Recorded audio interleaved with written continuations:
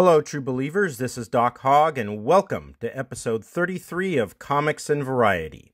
If you enjoy this channel, please do subscribe, hit the notification bell to be notified of new videos, and for the sake of YouTube's search algorithm, please do hit the like button. If you wish to contact me, my email is dhog70@gmail.com. I'm also on Twitter. My Twitter handle is @doc_hog. Now, before I move on to the elemental balance, I want to talk about a comic book that's up on Indiegogo called The Extractors. It's written by Aaron Calamari, and I have backed it, and I would suggest that you do the same. I have not actually seen a preview of the comic, but Aaron was nice enough to send me the script so that I could read it, and it's really a good story. Its plot can be summarized succinctly. A group of space mercenaries try to rescue civilians being attacked by space zombies. Reading through the script, this is a very action-packed comic, if that's what you're looking for. I'd say at least 75% of the pages have, action, violence, yay, going on them. Now, as you can see, Extractors is still quite a ways away from its goal, but there is over a month and a half left to back it, and I would strongly recommend that you do, and I will provide a link to it in the description below. Alrighty, I recently received the first 4 issues of Zane Shenwari's The Elemental Balance, and I purchased them via Indiegogo, and that campaign is over. You won't be able to buy it via Indiegogo until he releases issue 5. However, I was happy to recently discover that issues 1 through 4 are still available on Kickstarter. He has a campaign going there for about another week. I'll provide a link to that in the description below. And you really should back it. You'd really like issues 1 through 4. And here's why. First of all, it has a good plot. It's very easy to summarize. 4 humans receive the power over the 4 elements. The elements of land, water, air, and fire, and they will have to fight an entity called the Void. It begins with Chloe, who's gotten the power over water during an accident on a cruise ship, and on this page she is speaking to a scientist about an old, out-of-date theory about the elements that actually explains how she got her power. Now, she has a dream about the earth element. It's very troubling to her, and she ends up leaving her boyfriend to go track down the guy who is the earth element. So she meets up with the earth elemental, and they get chased, and thanks to the earth elemental, they are able to get away. It turns out the earth elemental, his name is Baraka, has had a dream about the air elemental, and they go to Japan to try to find him. And with the help of someone they meet called Satoshi, they track down the air element, whose name is Fujin. Now, on the way to find Fujin, Chloe, Baraka, and Satoshi are pursued by the Men in Black. And yes, I think that's a very nice use of a trope by the writer Zane Shenwari. At any rate, they do manage to evade the Men in Black. Now, it turns out that Fujin is more than a little on the edgy side. He thinks Chloe, Baraka, and Satoshi are there to harm him. And a fight ensues between Fujin and Baraka, Wind and Earth, and Chloe steps in to stop it. Okay, so then they all chill, and they discuss what is going on, and it's then that Fujin claims that there are 5 elementals, not just 4. And when Baraka asks who is the 5th elemental, someone steps from behind a rock to say, the Void. And here's what Shenwari is showing some definite talent for. That is the twist. It turns out that the man behind the rock, who calls himself Agent H1, is in fact the scientist from issue 1. It turns out he represents an agency called the Alchemist, whose job is to track the elementals, and the Men in Black work for him. They are not enemies of the elementals, at least so far. I don't know. Is another twist coming? Who knows? But what is great is that I did not see that twist coming. And you know a twist is good when you don't predict it. Now in issue 4 we meet the Fire Elemental and the Void. I'm not going to reveal who the Void is, but it is another twist. And maybe you might see that one coming, but only a few pages before it happens. It's not like you see it coming, really early in the story. And again, it's a good twist. Like I said, Shenwari is showing a lot of promise with that. So, like I said, I won't reveal who the Void is. I don't want to ruin it. What I will say is that the character Satoshi, who is not one of the elementals, and so far his only role is that of Japanese translator, I wonder, is he going to be one of the twists later on? I'm betting yes. Zane Shenwari doesn't seem to put characters in his stories that are just kind of throwaway characters. So I kind of do expect a twist on the Satoshi character later on. One last thing, the artwork. This is not my favorite kind of comic book artwork. It's certainly not your usual kind of comic book art. However, it does grow on you. Well, or at least it grew on me, and I have come to like it more and more. Anyways, I really did enjoy reading The Elemental Balance. Like I said earlier, it is still available. The first 4 issues are still available on Kickstarter for a few more days. I will provide a link to that in the description below. And I'm really looking forward to issue 5. Alrighty, that music means that it is time for Hogg's Headlines, all the news that Doc Hogg wants to report on. Dateline, the weapons of SJWs. By now, many of you have seen the recent expose by Project Veritas showing how Google employees are rigging their algorithms against conservatives, how they want to prevent another Donald Trump from happening, and so forth. This comes on the heels of various Facebook pages and Twitter accounts being shut down a few weeks ago. A lot of videos being yanked from YouTube by videos by Tim Pool and so forth. And of course, left-winger Carlos Maza's crusade against Steven Crowder. But today, I'm not going to talk about the upper management of these corporations as SJW as they obviously are. Rather, I want to examine the weapons, so to speak, that the management gave to rank-and-file social justice warriors. And what I'm talking about is the speech and conduct standards that many of these big tech corporations have adopted. Now, most of these companies have standards or guidelines that prohibit hate speech, and your average left-winger, your average SJW, loves hate speech guidelines. Why? Because most of them are little totalitarians at heart. They want to, do away with any view they disagree with, and hate speech guidelines empower them to do that. In their minds, anything they disagree with can be labeled as hate speech.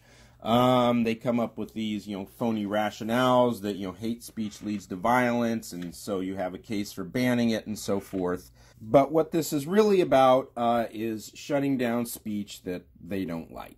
For example, here is a warning sign from the Shea Cafe at UC San Diego. And of course, who can forget this little sweetheart?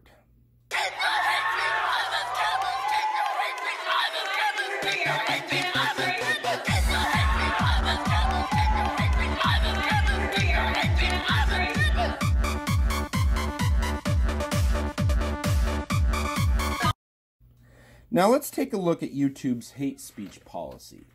According to YouTube, hate speech is not allowed on YouTube. We remove content promoting violence or hatred against individuals or groups based on any of the following attributes. And then there, of course, is the laundry list of protected groups. But what I want you to note here is that they do not define what constitutes promoting violence or hatred. I mean, what is that exactly? Let's take the group here, immigration, or the attribute immigration status.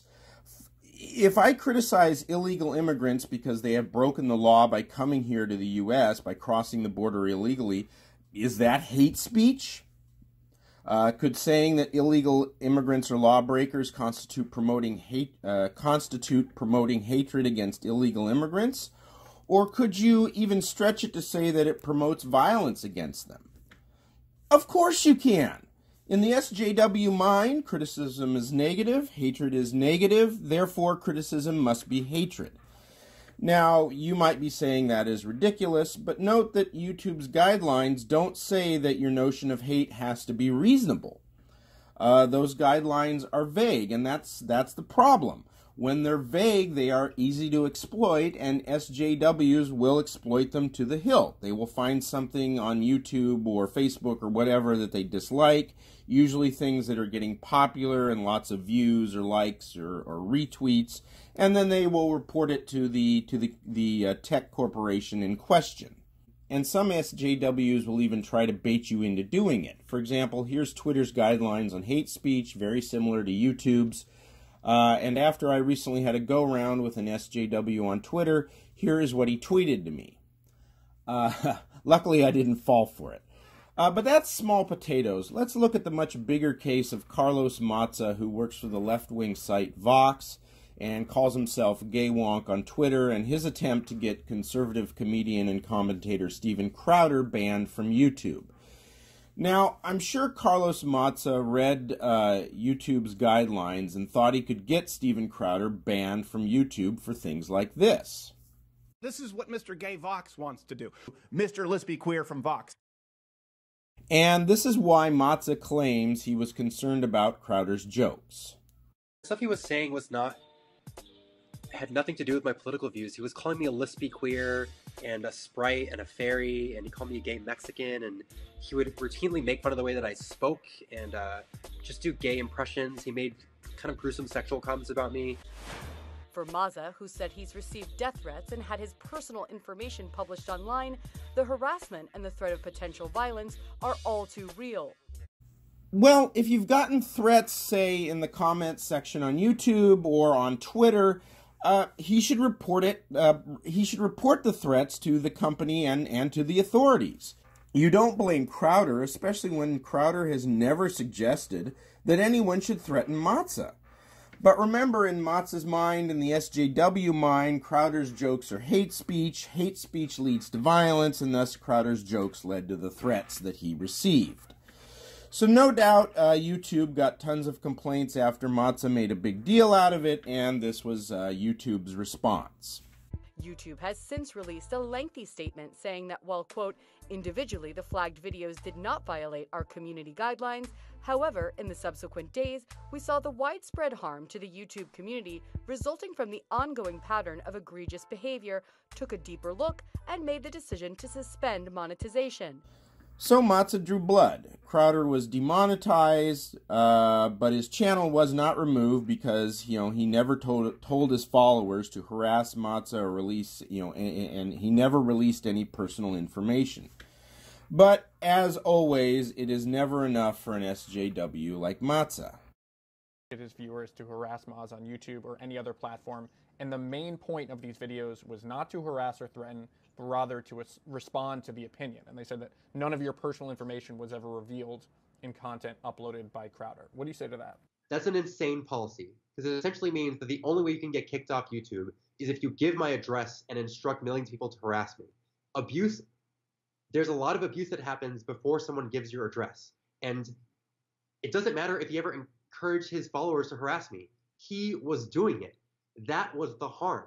A person with 4 million subscribers was calling me a lispy queer unsolicited in front of a massive audience, and I had to deal with the abuse that resulted as of that. YouTube is essentially saying that the price for participating in political discussions on YouTube is that you have to be willing to accept people criticizing you for being gay and for being Hispanic.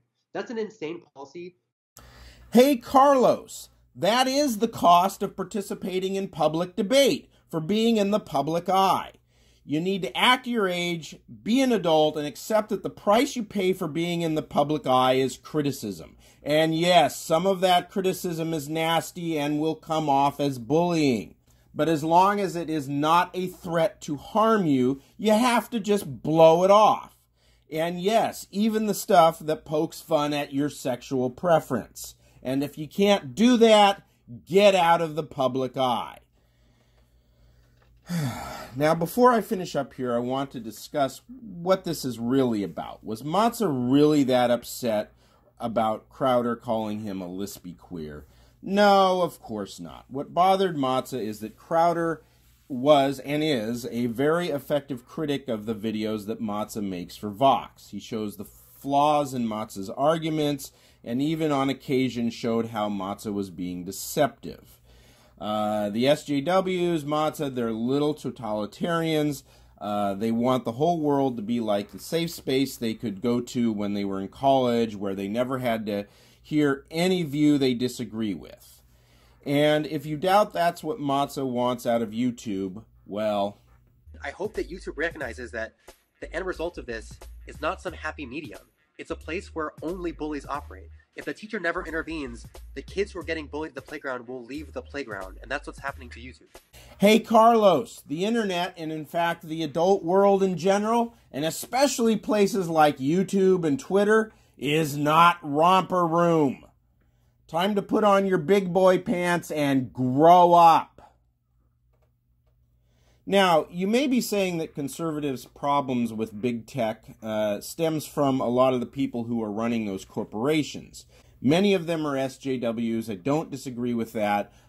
We've seen that exposed in many places, most recently with Project Veritas. Clearly there is a bias. And here's a quick example. Here is Facebook's hate speech policy. You can't do things that promote violence. But someone like Paul Joseph Watson has taken off Facebook, and he has never promoted violence, but many Antifa groups like Berkeley or Portland Antifa, who not only promote violence, we know they engage in actual violence, well, they still have pages on Facebook. Clearly there is a bias among the people who run these companies. Yes, that is part of it. But it is also because of the vague hate speech guidelines that SJWs exploit. They are the ones who think speech leads to violence, so they are the ones reporting videos and pages and tweets they don't like. Folks on the political right, generally, we don't believe that speech leads to violence, so we're not reporting the, say, Facebook pages of Antifa. We don't think that way. If someone says something offensive to us, like, this guy did to me, do we report it? No, we ignore it or we, make fun of it. In fact, I think the only type of speech that companies like Facebook, YouTube, and Twitter should prohibit are things like actual threats of violence or things like doxing and so forth.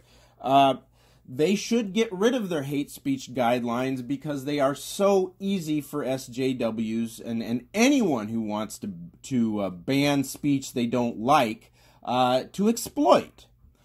Of course, that is not going to happen, so what do we do about it? Well, I'm going to leave that for a later video. That's all for now, and have a very nice day. Mr. Lispy Queer from Vox.